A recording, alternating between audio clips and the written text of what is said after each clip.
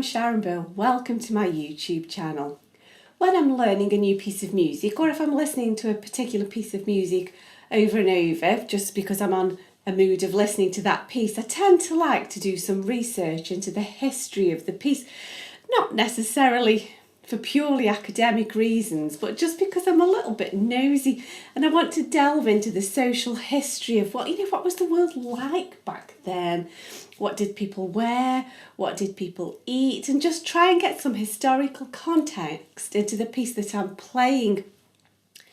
And at the moment, I'm having a little dive into the Bach French Suites, particularly the Suite number 5 in G for piano. And so I thought, well, I'll go a bit more into detail on what these dances are that the suite is made up of. And I did some research, some time ago really, and I dug that out and did a little bit more reading around. And the world becomes a very bizarre place, with the Renaissance world taking on some strange characteristics. And so I know that the pieces are built up of dances. And originally the dances would have been in pairs, and so just as the Renaissance world was like the rebirth in art, so also in music and vocal music, and so it was with dances as well. And so yes, of course people have danced all the time, we all like a good boogie, and no difference back then, but I think it became more formalised from what I've been reading, and I suppose the aristocratic society took on more formal dancing as a polite pastime. So I guess if you got your chums round, you'd have a little bit of a dance in this formal set. And I can't help but picture, the stockinged legs, and would it be buckle shoes or would it be big bows on the shoes, lacing the shoes together? And so, it all gets a bit Shakespearean, doesn't it? And you can definitely picture it in your mind's eye. I particularly like the gavotte. It's such a famous little piece. I've never played it. I think, it's time to play that.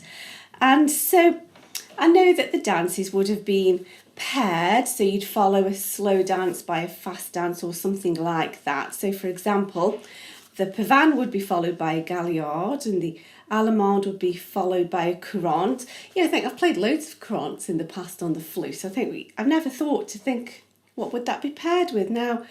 And then the gavotte would have been followed by a minuet. And so I read about, let's look at those two dances.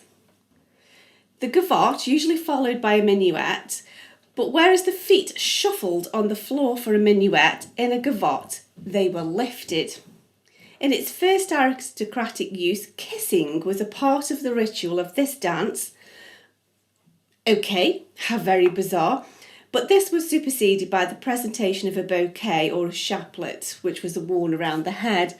So, okay, the feet were now lifted instead of shuffling, and then at a particular point in the dance, you'd exchange a little peck on the cheek, I presume. But then it gets really more bizarre than that, and the further you go down the rabbit hole, there was a writer, Tabarot, who published detailed information and commentaries on the dances of the time. So we've got quite particular ideas of what the steps were and so on.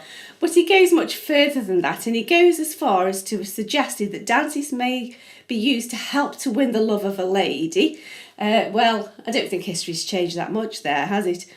And not only could it induce the love of a maiden, but it could also test the soundness of their limbs. And you think, well, in that time where everything was chaperoned severely, it was the only chance you'd really got to kind of get close to somebody and kind of check out if they were a good match. I don't know how. And it said you could also get close enough in this context to test the soundness of their breath, and detect any unpleasant odours from bad meat, which I guess would have been an indication of, was their digestive system sound, or were you getting an unhealthy product in the match? All of which were obvious tests for a future partner, it seems. It's like, Okay, so that all got very real very quickly, didn't it? And it got me to thinking afterwards about the waltz era, you know, with the Viennese waltzes and the Strauss waltz, and that was such a massive popular time in music. And again, I think the scenario is the same because, again, in that period in history with all the chaperoning and so on, it was the only time you could really get a bit of quality time together, close.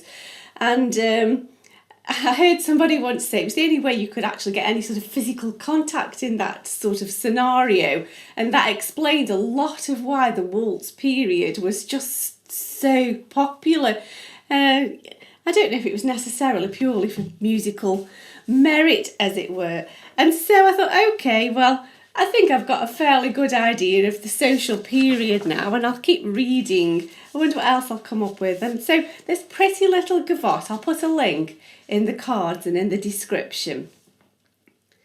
And it's such a pretty dainty little piece, but I'm not sure if my little research hasn't backfired a bit really, because I think I'm spending half the time thinking, I wonder where the little kiss would have been exchanged in this piece here. And I guess that wouldn't have been the case when Bach was writing his French Suite though, because of course as music progressed it got to the point where we lost the need to have the dance excuse and we just used the dance forms without bothering about the dance steps. And so this collection of French dances in the French style, very much in the style of Couperin, I think. There was no need to bother with the dancing malarkey by this point. Let's just get on with the music. I think yes, that's much better compared to what I've just been reading. Let's just play music and have done with all of this silliness. And so the gavotte is a really famous, pretty piece, and I'm really enjoying playing that. And I particularly like the lure as well. I thought, oh, what's a lure, if I'm pronouncing that correctly? And it was a rustic dance. And when you listen to it, and so it was characterised by the accented short note followed by a long note. And you can just feel in the music the rustic, long swaying of village skirts on the dusty road, as it were, as they're doing this little dance. And the jig, it's just so joyous. It's really jubilant. I don't know if that's because of the compound time signature. Jig is usually in compound time, but I think it's more to do with the mastery of Bach's compositional skills. It just makes me so happy to play it. So if we get back to the music, I think a bit more of the innocence of the period style comes back. We'll get rid of all of this testing for bad breath and bad odours and bad meat and soundness of limbs, and let's just enjoy playing really. And so I started off with a little bit of polite academic interest and realised that once you start going down the rabbit hole, the world's always been a very strange place. And now I'm not sure if it's going to backfire a little bit, because as I'm playing the pieces I feel the inclination to sort of giggle a little bit, because I think, oh dear, I've lost some intrinsic value here by getting caught up in Renaissance rituals of courtship. I think, oh dearie me. So I've really enjoyed having a bit of reading, and I just realised the world's a strange place, and I think I'll just sit at the piano and enjoy playing. It's safe there.